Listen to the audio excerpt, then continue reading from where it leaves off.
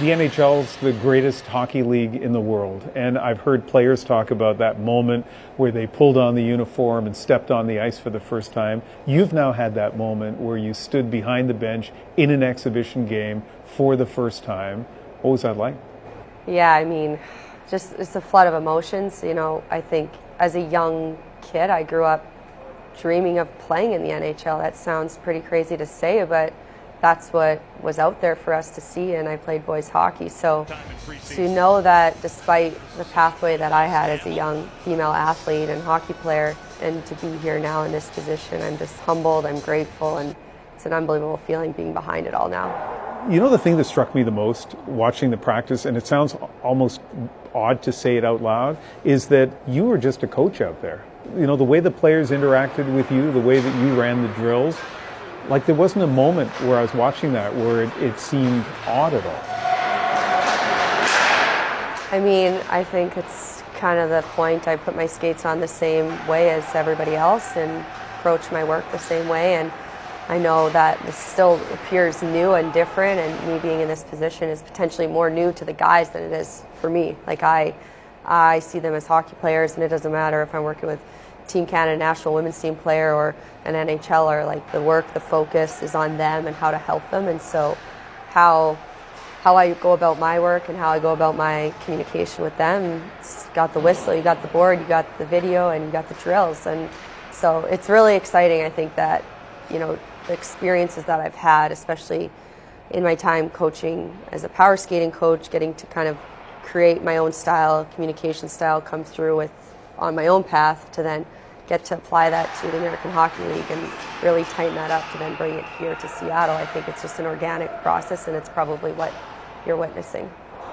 Speaking of video, we have video from 2006. My colleague Briar Stewart did a story, as you know, when you were a young player coached by your mom. So I just want to play this for you and get you to react to it.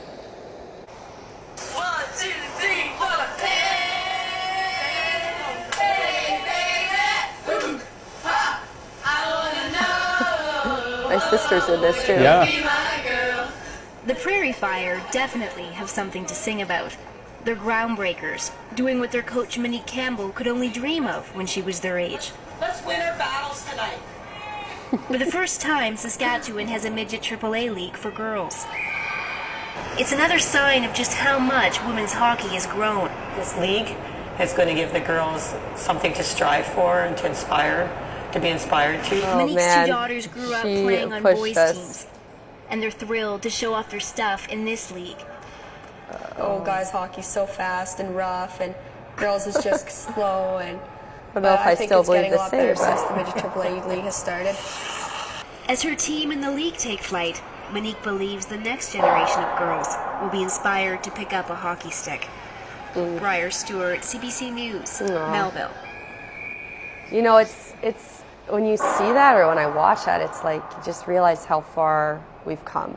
And that was my first all-girls team, and I was 16 years old. So like up until then, I played with the boys. And it's funny because full circle, like my mom was our coach, but she was also my first minor hockey boys coach.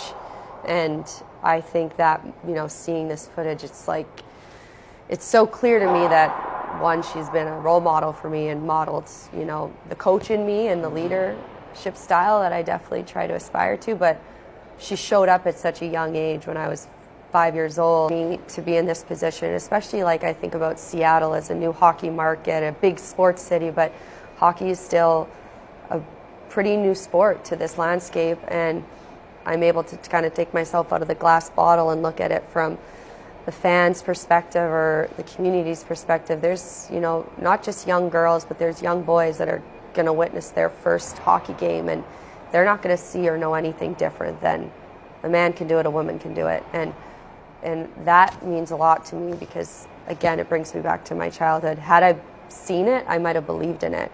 Even through college when I was studying at Cornell and studying communications, I still didn't know that I could dream of becoming an NHL coach or coaching at the highest level.